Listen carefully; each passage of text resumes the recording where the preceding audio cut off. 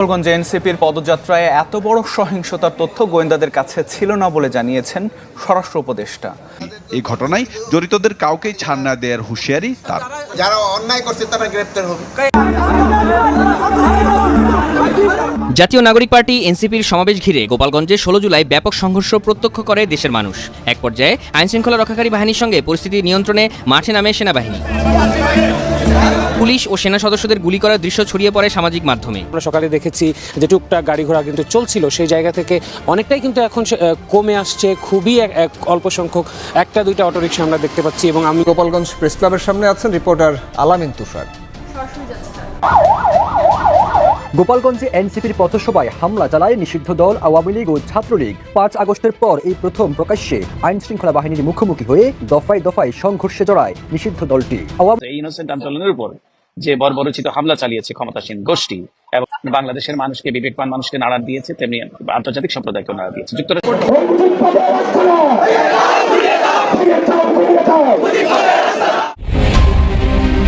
সারা দেশে চলছিল এনসিপির মাসব্যাপী দেশ করতে জুলাই পদযাত্রা কর্মসূচি, কিন্তু হঠাৎ করেই গোপালগঞ্জের ক্ষেত্রে সেই কর্মসূচির ঘোষণা হয় মার্চ টু গোপালগঞ্জ হিসেবে। মুহূর্তেই উত্তপ্ত হয়ে ওঠে দেশের রাজনৈতিক অঙ্গন। নতুন করে আলোচনায় উঠে আসে গোপালগঞ্জের নাম।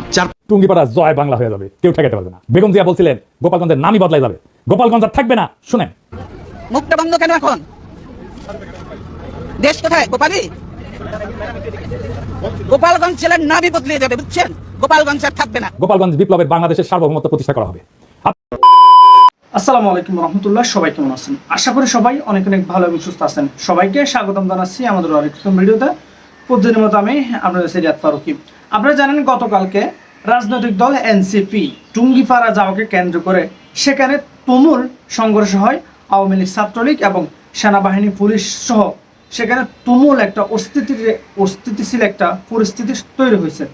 ইতিমধ্যে সে পরিস্থিতি মোকাবেলায় রীতিমতো সেখানে কারফিউ জারি করেছে সরকার। এদিকে এমন যখন পরিস্থিতি, তখন সারা দেশে শুরু হয়েছে তুলফার। এদিকে এনসিপি সারা দেশে রীতিমতো বিক্ষোভে ডাক দিয়েছে। আবারও উত্তপ্ত হয়ে উঠেছে রাজনৈতিক অঙ্গন। দর্শক, কি করতে চলেছে আর কি বা হচ্ছে সারা দেশে, সে বিষয়টাকে কেন্দ্র করে আজকের ভিডিওটা। আপনারা ইতিমধ্যে ভিডিওর শুরুতে বেশ কিছু অংশ বিশেষ দেখেছেন, যে অংশ বিশেষগুলো দেখে ইতিমধ্যে বুঝতে পেরেছেন আজকের ভিডিওটা কতটা গুরুত্বপূর্ণ হতে চলেছে। তাই এই বিষয়টা নিয়ে আর বেশি বিস্তারিত না বলে আমরা সরাসরি ভিডিওগুলো মাধ্যমে বাকি অংশগুলো বিস্তারিত দেখে আসবো। তার আগে আপনাকে অনুরোধ করবো, যারা আমাদের চ্যানেলটিতে এখন চ্যানেল সাবস্ক্রাইব করে সাথে থাকবেন। যারা আমাদের সাবস্ক্রাইব করেছেন তাদেরকে অসংখ্য ধন্যবাদ। যারা সাবস্ক্রাইব করেন তাদের উদ্দেশ্যে একটি কথা বলবো, দেখতে থাকুন। দেখতে দেখতে ভালো লাগবে, ভালোবাসা হয়ে যাবে ইনশাআল্লাহ। দর্শক, আর বেশি কথা না বলে আমরা এখানে ধারাবাহিকভাবে ভিডিওর বাকি অংশগুলো একটু বিস্তারিত দেখে আসবো। গোপালগঞ্জে এনসিপির পথসভায় হামলা চালায় নিষিদ্ধ দল আওয়ামী লীগ ও ছাত্রলীগ। 5 আগস্টের পর এই প্রথম প্রকাশ্যে আইন শৃঙ্খলা বাহিনীর মুখোমুখি হয়ে দফায় দফায় সংঘর্ষে জড়ায় নিষিদ্ধ দলটি। আওয়ামী লীগের এমন আগ্রাসী মনোভাবে নেটিজেনরা প্রশ্ন তুলেছেন, গোপালগঞ্জের ঘটনার পর আরো ভয়ঙ্কর রূপে ফিরতে পারে নিষিদ্ধ ঘোষিত দলটি। আবার অনেকে বলছেন, আওয়ামী লীগের ভয়ঙ্কর রূপে ফেরার বার্তা হতে পারে গোপালগঞ্জ ইস্যু। এদিন গোপালগঞ্জে এনসিপির পথসভা ঘিরে হামলা, ভাঙচুর ও অগ্নিসংযোগ করে নিষিদ্ধ দলটি। ভাঙচুর করা হয় সরকারি স্থাপনাগুলো, কারা ফটকের গেট ও জানালা ভাঙচুর করা হয়। দফায় দফায় সংঘর্ষের এক পর্যায়ে পুরো জেলায় কারফিউ জারি করে প্রশাসন। এর আগে এনসিপির পথসভা ঠেকাতে বিভিন্ন সড়ক অবরোধ এবং পুলিশের গাড়ি পুড়িয়ে দেওয়া সহ ইউএনওর গাড়ি ভাঙচুর করে নিষিদ্ধ দলটির নেতাকর্মীরা।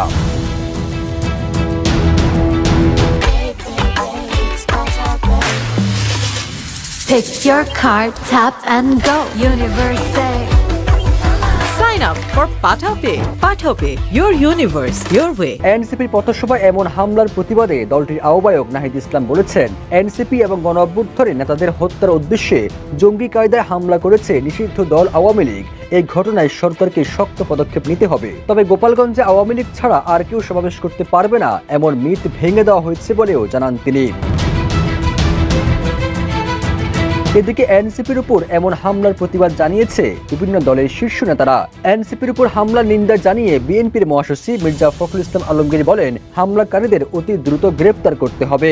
অন্যদিকে হামলার প্রতিবাদে জামাত ইসলামীও ঢাকা সহ জেলা ও মহানগর পর্যায়ে বিক্ষোভের ডাক দিয়েছে।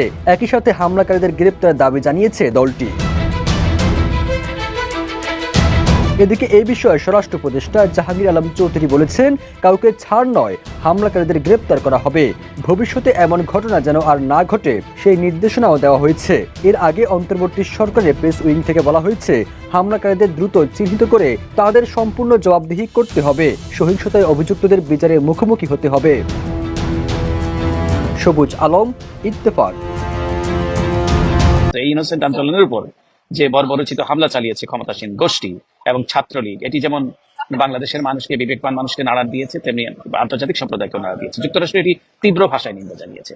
একটু আগে ব্রিফিংটি শেষ হয়েছে, আমি সেটা জানতে চেয়েছি যে বাংলাদেশের হাজার হাজার ছাত্রছাত্রীরা তাদের অধিকার আদায়ের জন্য যে দাবি করছে, সেখানে বর্বরচিত হামলা চালিয়েছে ক্ষমতাসীন দলের যে অঙ্গ সংগঠন ছাত্রলীগ, এবং সেখানে তারা মেডিকেল কলেজে ঢুকেছে, সেখানে চিকিৎসা নেওয়ার জন্য, সেখানে গিয়ে পর্যন্ত তারা হামলা করেছে এবং শত শত ছাত্রছাত্রী সেখানে আহত হয়েছে, নিরপরাধ নিরস্ত্র, শুধু অধিকার প্রতিষ্ঠার জন্য, নিজের চাকুরি নিশ্চয়তা পাবার জন্য, মেধার নিশ্চয়তা পাবার জন্য, মেধার ভিত্তিতে মূল্যায়ন পাবার জন্য এই কাজটি করে তারা যেভাবে আক্রমণের শিকার হয়েছে, এটি তীব্র নিন্দা জানিয়েছে যুক্তরাষ্ট্র। তারা বলছে তারা খুব ক্লোজলি মনিটর করছে, আপনারা একটু পরে এই রিপোর্টটি দেখতে পাবেন। তারা ক্লোজলি মনিটর করছে এবং তারা একটা নিন্দা জানিয়েছে, বলেছে যে ছাত্রছাত্রীদের যে আন্দোলন, তারা যে তাদের যে ফ্রিডম অফ এক্সপ্রেশন, সেটি অধিকার নিশ্চিত করতে হবে এবং তারা তাদের এই অধিকার আদায়ের প্রতি তারা সংহতি প্রকাশ করছে। স্টেট ডিপার্টমেন্টে জানিয়েছে তাদের কাছে তথ্য এসেছে 2 জন এ পর্যন্ত নিহত হয়েছেন এবং অন্য অসংখ্য মানুষ আহত হয়েছেন বলে তারা জানতে পেরেছেন এবং তারা এই ঘটনা তারা অবজার্ভ করছেন এবং তারা এই ঘটনাগুলি তারা নিন্দা জানিয়েছেন।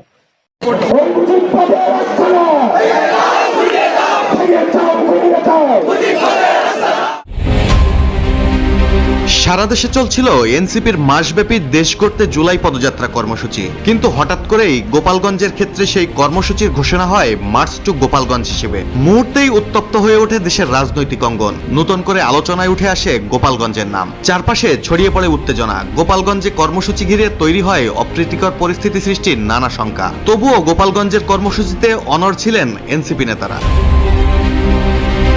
বুধবার সকাল থেকে উত্তপ্ত হয়ে ওঠে গোপালগঞ্জ। ওসি ও ইউএনওর গাড়ি ভাঙচুরের পর দেওয়া হয় আগুন। ভাঙচুর করা হয় গোপালগঞ্জ পৌর পার্কে পূর্ব নির্ধারিত এনসিপির সমাবেশস্থলের চেয়ার ও মঞ্চ। এরপরও অনড় এনসিপি নেতারা বুকে সাহস নিয়ে পৌঁছান সমাবেশে। অগ্নিঝরা কণ্ঠে গোপালগঞ্জের মাটিতে দাঁড়িয়ে ঘোষণা করেন মুজিববাদ মুর্দাবাদ। কিন্তু বিপত্তি বাধে তাদের ফেরার সময়। স্থানীয় আওয়ামী লীগ ছাত্রলীগ নেতাকর্মীরা এনসিপি নেতাদের উপর হামলা শুরু করলে মুহূর্তেই তা রূপ নেয় রক্তক্ষয়ী সংঘর্ষে। বিক্ষুব্ধ আওয়ামী লীগ ছাত্রলীগকে রুখতে সাউন্ড গ্রেনেড, টিয়ারশেল ও রাবার বুলেট ছড়ে সেনাবাহিনী ও পুলিশ।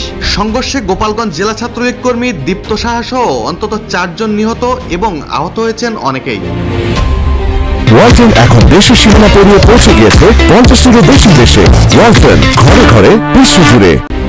পরিস্থিতি নিয়ন্ত্রণে জেলা প্রশাসন প্রথমে 144 ধারা জারি করলেও তাতে কোনো লাভ হয়নি। পরিস্থিতি এতটাই ভয়াবহ রূপ ধারণ করে যে এনসিপির আহ্বায়ক নাহিদ ইসলাম, সদস্য সচিব আক্তার হোসেন, মুখ্য সংগঠক সার্জিস আলম ও হাসনাত আব্দুল্লাহ সহ শীর্ষ নেতাদের সেনাবাহিনীর সাজোয়াজানে তুলে ঘটনাস্থল থেকে পুলিশ সুপারের কার্যালয়ে সরিয়ে নেওয়া হয়। অবস্থা বেগতিক দেখে গোপালগঞ্জে কারফিউ জারি করে জেলা প্রশাসন। পরে পুলিশ ও সেনাবাহিনীর নিরাপত্তায় খুলনায় পৌঁছে রাতেই সংবাদ সম্মেলন করে প্রশাসনের বিরুদ্ধে অপর্যাপ্ত নিরাপত্তার অভিযোগ করেন এনসিপি আহ্বায়ক নাহিদ ইসলাম। এখন প্রশ্ন উঠেছে, অপর্যাপ্ত নিরাপত্তা ও মৃত্যু ঝুঁকি নিয়ে কেনই বা গোপালগঞ্জে ঢুকেছিলেন এনসিপি নেতারা? তবে কি তারা কোনো গোষ্ঠীর পাতা ফাঁদে পা দিয়ে আবেগের বশে গোপালগঞ্জে গিয়েছিলেন, নাকি তাদেরকে কেউ পাতা ফাঁদে পা দিতে গোপালগঞ্জে পাঠিয়েছিল? মঙ্গলবার দিবাগত গভীর রাতে এনসিপি নেতা সার্জিস আলম তার ভেরিফাইড ফেসবুক পেজে পোস্ট দিয়েছিলেন, যেখানে তিনি লিখেছিলেন, গোপালগঞ্জ থেকে এক ভাই মেসেজ দিয়েছে, ভাই অনেক গুজব ছড়ানো হচ্ছে, এসবে কান দিয়েন না। আমরা গোপালগঞ্জের মানুষ একটা জিনিস খুব ভালো করে বুঝে গেছি, খারাপ সময়ে শেখ হাসিনা সবার আগে নিজের পরিবারের সদস্যদেরকে সেফ জায়গায় পাঠিয়ে দিয়েছে, এরপর নিজে সেফ জায়গায় চলে গেছে, কিন্তু আমাদেরকে, আমাদের পরিবারকে অনিশ্চিত ভবিষ্যতের মধ্যে ফেলে গেছে। সুবিধা নিয়েছে গুটি কয়েক মানুষ, কিন্তু ভুক্তভোগী আমরা সবাই। যে আমাদের কথা চিন্তা করেননি তার কথা আমাদের চিন্তা করার সময় নাই। আমরা এতটা বলদ না যে তার কথায় এখনো মানুষকে প্রতিপক্ষ বানাবো, আপনাদের মুখোমুখি দাঁড়াবো, জীবনটাকে অনিশ্চিত ভবিষ্যতের দিকে ঠেলে দিব। আপনারা আপনাদের মতো প্রোগ্রাম করেন, চিন্তার কোনো কারণ নাই। গোপালগঞ্জের পদযাত্রায় আমাদের কমিটমেন্ট। কিন্তু ওই পোস্টে বার্তা পাঠানো ব্যক্তির নাম পরিচয় উল্লেখ করেননি সার্জিস আলম।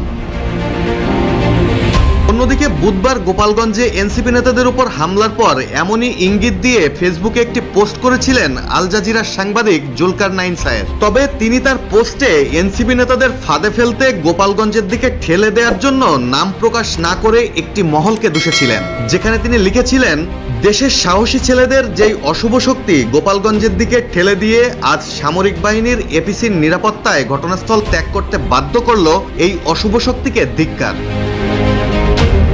তবে কি পাতাফাদের অংশ হিসেবে সার্জিসকে আশ্বাসজনক বার্তা পাঠিয়ে এনসিপি নেতাদের গোপালগঞ্জে ডেকে নিয়েছিল কোনো একটি চক্র, নাকি পরিকল্পিতভাবে এমন ঘটনা ঘটাতে এনসিপি নেতাদের সুকৌশলে অনিরাপদ গোপালগঞ্জের দিকে ঠেলে দিয়েছিল বিশেষ কোনো মহল? সেই প্রশ্নটা থেকেই যায়। এদিকে সংঘর্ষের ঘটনায় গোপালগঞ্জে রাতভর অভিযান চালিয়ে 20 জনকে আটক করেছে আইন শৃঙ্খলা বাহিনী। জেলা জুড়ে চলছে কারফিউ ও যৌথ বাহিনীর অভিযান। যেন একদিনের ব্যবধানেই কোলাহল মুছে স্তব্ধ হয়ে গেছে গোপালগঞ্জ। জাতীয় নাগরিক পার্টি এনসিপির সমাবেশ ঘিরে গোপালগঞ্জে 16 জুলাই ব্যাপক সংঘর্ষ প্রত্যক্ষ করে দেশের মানুষ। এক পর্যায়ে আইনশৃঙ্খলা রক্ষাকারী বাহিনীর সঙ্গে পরিস্থিতি নিয়ন্ত্রণে মাঠে নামে সেনাবাহিনী। পুলিশ ও সেনা সদস্যদের গুলি করার দৃশ্য ছড়িয়ে পড়ে সামাজিক মাধ্যমে। বাহিনীর কর্মকাণ্ড নিয়ে ফেসবুকে বিভ্রান্তি ছড়ান অনেকে। ঘটনার একদিন পর 17 জুলাই নিজেদের অবস্থান পরিষ্কার করে বিবৃতি দিয়েছে সেনাবাহিনী। আত্মরক্ষায় বল প্রয়োগ করতে সেনা সদস্যরা বাধ্য হয়েছেন বলে উল্লেখ করা হয় বিবৃতিতে। বলা হয়, একদল উচ্ছৃঙ্খল জনতা সদর উপজেলার পরিচালনা করে সন্ত্রাসী কর্মকাণ্ড। আইএসপিআর এর ফেসবুক থেকে আসা এই বিবৃতি পরে প্রকাশ করা হয় সেনাবাহিনীর ফেসবুকেও। বিবৃতিতে বলা হয়, গোপালগঞ্জ জেলার একটি রাজনৈতিক দলের জুলাই পদযাত্রার অংশ হিসেবে আহ্বানকৃত সমাবেশকে কেন্দ্র করে এলাকার একদল উচ্ছৃঙ্খল জনতা গত 16 জুলাই 2025 তারিখে সংঘবদ্ধভাবে গোপালগঞ্জ সদর উপজেলায় সন্ত্রাসী কর্মকাণ্ড পরিচালনা করে। এ ঘটনায় প্রাথমিকভাবে কয়েকজন পুলিশ সদস্য ও সাংবাদিক আহত হন। এছাড়াও শহরের গুরুত্বপূর্ণ স্থাপনা ও সরকারি যানবাহনে ভাঙচুর এবং অগ্নিসংযোগের ঘটনা ঘটে। পরিস্থিতির দ্রুত অবনতি হওয়ায় বাংলাদেশ সেনাবাহিনী ও স্থানীয় পুলিশ তাৎক্ষণিকভাবে হস্তক্ষেপ করে এবং প্রাথমিকভাবে পরিস্থিতি নিয়ন্ত্রণে আনতে সক্ষম হয়। উক্ত রাজনৈতিক সংগঠনের সমাবেশ চলাকালীন মঞ্চে পুনরায় হামলা চালানো হয় এবং একই সাথে জেলা কারাগারে হামলা চালিয়ে ব্যাপক ভাঙচুর করা হয়। এমত অবস্থায় সেনাবাহিনী হামলাকারীদের মাইকে বারংবার ঘোষণা দিয়ে নিবৃত্ত করার চেষ্টা করলে তারা সেনাবাহিনীর উপর বিপুল সংখ্যক ককটেল ও ইটপাটকেল ছুড়ে হামলা করে এবং এক পর্যায়ে সেনাবাহিনী আত্মরক্ষার্থে বল প্রয়োগে বাধ্য হয়। পরবর্তীতে সেনাবাহিনী, বিজিবি ও পুলিশ যৌথভাবে বিশৃঙ্খলাকারীদের ছত্রভঙ্গ করে দেয়। অতঃপর সেনাবাহিনীর সার্বিক তত্ত্বাবধানে পুলিশ সুপারের কার্যালয় গোপালগঞ্জ এবং আশ্রয় গ্রহণকারী ব্যক্তিবর্গকে খুলনায় স্থানান্তর করা হয়। সর্বোপরি আইনশৃঙ্খলা বাহিনী পেশাদারিত্ব ও ধৈর্যের সাথে জননিরাপত্তা নিশ্চিত করে পরিস্থিতি নিয়ন্ত্রণে আনতে সক্ষম হয়। বর্তমানে গোপালগঞ্জ জেলায় সার্বিক নিরাপত্তা পরিস্থিতি স্বাভাবিক এবং প্রশাসন কর্তৃক জারিকৃত কারফিউ চলমান রয়েছে। সেনাবাহিনী, বিজিবি, পুলিশ, র্যাব এবং প্রশাসনের অন্যান্য সংস্থাগুলো ঘনিষ্ঠভাবে সমন্বয় রেখে কাজ করে যাচ্ছে। 16 জুলাই সকাল হতে চলমান এই রাজনৈতিক সহিংসতা ও বিশৃঙ্খলায় গোপালগঞ্জ জেলার জনসাধারণ অত্যন্ত ধৈর্যের সাথে নিজেদের নিবৃত্ত রেখে সেনাবাহিনীকে সহায়তা করেছেন। গুজব বা অপপ্রচারে বিভ্রান্ত না হয়ে ধৈর্য ধারণ এবং আইনশৃঙ্খলা বাহিনীকে সহযোগিতা করার জন্য সর্বসাধারণকে বিশেষভাবে অনুরোধ করা হলো। বাংলাদেশ সেনাবাহিনী দেশের সার্বভৌমত্ব ও জননিরাপত্তা রক্ষায় সর্বদা প্রতিশ্রুতিবদ্ধ। গোপালগঞ্জ প্রেস ক্লাবের সামনে আছেন রিপোর্টার আলামিন তুষার।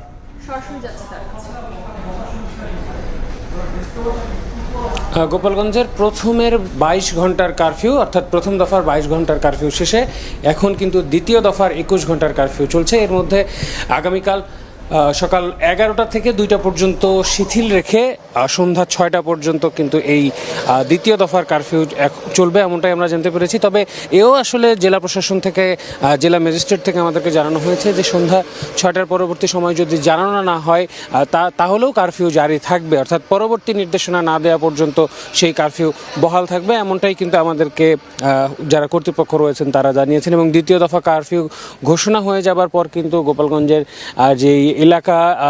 আমরা এখন প্রেস ক্লাবের সামনে রয়েছি, সেখানটায় কিন্তু আমরা সকালে দেখেছি যে টুকটাক গাড়ি ঘোড়া কিন্তু চলছিল, সেই জায়গা থেকে অনেকটাই কিন্তু এখন কমে আসছে। খুবই অল্প সংখ্যক একটা দুইটা অটোরিকশা আমরা দেখতে পাচ্ছি, এবং আমি যেখানটায় দাঁড়িয়ে আছি সেখান থেকে আমার দৃষ্টিসীমার মধ্যেই, যদিও ক্যামেরায় হয়তো সেটা দেখানো সম্ভব হচ্ছে না, আর্মির যে এপিসি সেটি দাঁড়ানো রয়েছে, সেখানে চেকিং চলছে, সেইগুলো কিন্তু আসলে রয়েছে, এবং সেটি কিন্তু আসলে বিকেল থেকেই বেড়েছে, যার কারণে এই বাড়ার পরে যখন চেকিং হওয়ার কথা শোনা যাচ্ছে তারপর থেকেই কিন্তু মানুষজনের চলাচল এবং যানবাহনের চলাচল যে টুকটাক হচ্ছিল সেগুলোও কিন্তু অনেকটা কমে এসছে। তবে ওই কারফিউ শিথিলের মধ্যে কথা যেমনটা আসছে, তেমনি কারফিউ আবারও বাড়ানো হতে পারে কি না হতে পারে সেটা নিয়েও কথা হচ্ছে, এবং যৌথ বাহিনীর যে অভিযান পরিচালনা।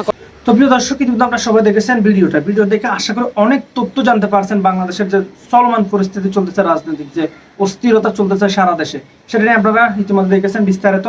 এই বিষয়গুলো আপনারা অনেকজন বক্তব্য শুনেছেন, তাদের বক্তব্যগুলো প্রসঙ্গে বা তাদের বক্তব্যগুলো আপনাদের যদি কোনো মূল্যবান মতামত অবশ্যই কমেন্ট করে জানাতে ভুলবেন না। এরকম সাথে দেখার জন্য সবাইকে অসংখ্য ধন্যবাদ। ভিডিও ধৈর্য সহকারে দেখার জন্য সবাইকে অসংখ্য ধন্যবাদ জানিয়ে এখানে শেষ করবো আজকের ভিডিওটি। ভালো থাকবেন, সুস্থ থাকবেন, আর আমাদের চ্যানেল নতুন থাকবে অবশ্যই চ্যানেল সাবস্ক্রাইব করে সাথে থাকবেন। ভালো থাকবেন, সুস্থ থাকবেন। আল্লাহ হাফিজ।